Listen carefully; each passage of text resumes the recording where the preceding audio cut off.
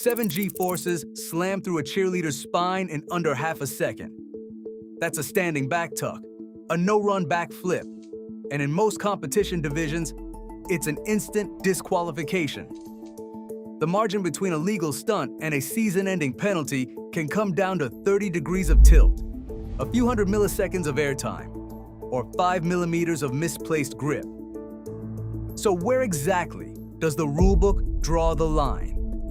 A standing back tuck, no steps, no run, just a sudden leap straight into a backward flip, sits at the top of the banned skills list for lower cheer divisions and non-spring surfaces. The rule is blunt. If an athlete in Division 3 or below attempts this move, the judges do not wait for a replay. The disqualification is immediate. Competition rulebooks from USASF and NCSAA spell it out in plain language. Standing tucks and/or aerials are not allowed. That means any back tuck performed from a still position, without a cartwheel or handspring entry, is off. Limits unless the division and surface specifically allow it. This is not just about enforcing tradition or limiting creativity. The science is clear. When a cheerleader launches into a standing back tuck on a hard non-spring floor, the force traveling through the spine can spike to 7 Gs of axial load within half a second. For younger athletes or those in divisions not cleared for advanced tumbling, that force approaches the threshold for serious lumbar injury. The 2024 USASF division. 3 regional meet made the consequences public.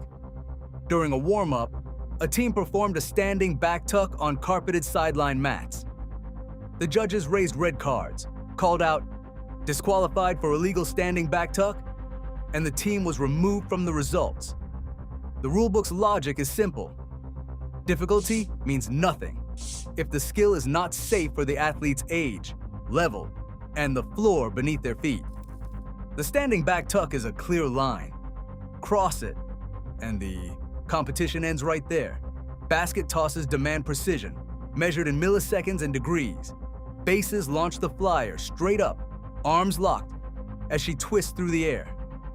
The move's legality hinges on a narrow vertical release window. The flyer must leave the base's hands within 0.35 to 0.75 seconds, with her body axis no more than 15 degrees from vertical. Anything outside that, or a twist exceeding 180 degrees before the catch, triggers an automatic disqualification. Varsity Spirit's 2025 update leaves no room for error. A spin of 360 degrees in a level 3 or 4 routine is grounds for instant removal. In 2023, at the Varsity Grand Nations, a team's flyer rotated just past the legal twist limit. Judges halted the music, cited Rule 8B, and the team's season ended on the spot. Melissa Kidd, a former ICU judge, calls it the phantom deduction, a rule designed to catch risks invisible to the naked eye. When a phantom disqualification happens, it is the rule's safety net, catching an unseen risk. Judges rely on frame-by-frame technology to freeze the release, measuring timing and angle with forensic accuracy. For 2026, the window tightens further. Precision and partner timing become non-negotiable. One mistimed push or an off-axis twist means instant disqualification, regardless of how clean the catch appears. In basket tosses, the smallest error is the difference between triumph and elimination. Unsupported inversions draw a hard line between skill and safety. In cheerleading, an inversion means the flyer's torso tips past 30 degrees from vertical, with the head below the waist and the body upside down. The stunt only stays legal if there is continuous contact. A base or bracer must keep a secure grip, usually on the flyer's hand or forearm, and that grip cannot drift more than 5 millimeters from the approved zone. Judges use on-screen protractors and digital overlays to freeze the moment the angle is reached. If the top person's center of mass tilts even 2 degrees beyond the rulebook's limit, 32 degrees instead of 30 degrees, the move is flagged. The 2026 rule update leaves no room for error. A 5mm grip zone tolerance, measured in real time, and any loss of contact or lateral slide beyond 10mm triggers an instant disqualification. The science behind the rule is simple.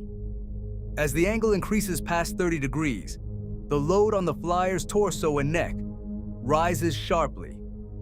Internal engineering estimates suggest that every extra degree adds around 4% more shear force.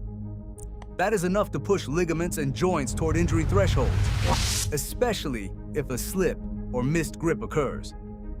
The continuous contact clause is not just legal fine print, it is a safety net. A missed connection, even for a split second, means the flyer is unsupported in a vulnerable position. That is why judges rely on freeze frames and angle overlays, not just the naked eye, to call an illegal inversion. For athletes and coaches, reading the protractor and watching grip placement is as important as nailing the stunt itself. One miscalculated angle, one drifting hand, and the routine is over. No appeal, no second chance. Stacking athletes into a pyramid is one of cheerleading's most iconic visuals, and one of its most tightly regulated. In age divisions under 12, the rulebooks draw a hard line. No pyramid can rise more than 3 feet above the performance surface. That measurement is not a guess. It is calculated from the base's feet to the top flyer's hips. And a judge's tape measure can decide a team's fate in seconds. Under the National Federation of State High School Associations and the Oregon School Activities Association, exceeding the 3-foot cap means instant disqualification, no matter how steady the formation looks. The logic is simple.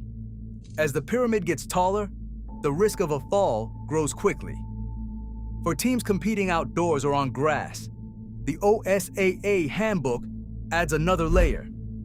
If the surface is not spring-loaded, a 3-inch foam pad must be placed beneath the pyramid. Without it, any build, even one under the height limit, counts as illegal. Coaches know the checklist, measure the base, confirm the pad, and check the age division before even attempting a multi-level stunt. In 2026, the NFHS is set to enforce a new outdoor surface parity clause. This rule will bring outdoor turf events in line with indoor competitions, meaning the same 3-foot limit and padding requirements will apply, whether the routine takes place inside a gym or on a football field. The intent is to close loopholes that once allowed higher pyramids outdoors, where grass was wrongly assumed to be safer. Now the surface makes no difference. Height rules and pad specs follow the team wherever they perform. The consequences are immediate and public. At the 2025 OSAA state meet, a junior squad's pyramid was measured at 39 inches, just 3 inches over the limit. The head judge halted the routine, cited the 3-foot rule, and the team's score was wiped from the board. Inches matter, and the rule book leaves no room for negotiation. For young athletes and their coaches, understanding these limits is not just about avoiding penalties. It is about preventing the kind of falls that can sideline a season or end a career. In cheerleading, spectacle never outranks safety, and the tape measure is as important as any stunt. Every major cheerleading rulebook draws a hard line when it comes to uncontrolled drops. The language is blunt and universal. If an athlete falls or is released without control, especially if their head or neck hits the ground, the routine is over. No appeals, no second chances. The 2026 National Federation of State High School Associations handbook spells it out. Any uncontrolled drop, particularly with head or neck contact, results in immediate disqualification. Other federations, USASF, Varsity Spirit, IASF, mirror this policy, treating a drop flyer as the most serious violation in the sport. The 2025 NFHS regional competition brought this rule into sharp focus. During a stilt pair stunt on grass, a flyer slipped from the base's grip, tumbling uncontrolled to the turf. Her shoulder hit first, but her head snapped back on impact. Judges halted the routine on the spot, citing Rule 3-2-C. Any uncontrolled release on grass is an instant disqualification. The team's name was struck from the scoreboard before the medics even reached the mat. In the aftermath, the head coach's voice cracked in a sideline interview. "We worked all year for this. A disqualification hurts the whole family." That 5-second clip, replayed across social media, captured the emotional cost in real time. Moments later, a USASF safety officer standing by the mat summed up the policy in a single line. "These moves are banned for a reason. They protect lives on the mat." The financial fallout is just as real. For all-star programs, a single instant disqualification can mean the loss of up to $45,000 in sponsorships, nearly a third of a typical season's budget. Scholarships and travel stipends disappear overnight. Sponsors withdraw support, citing safety violations as a breach of contract. For athletes, the stakes are even higher.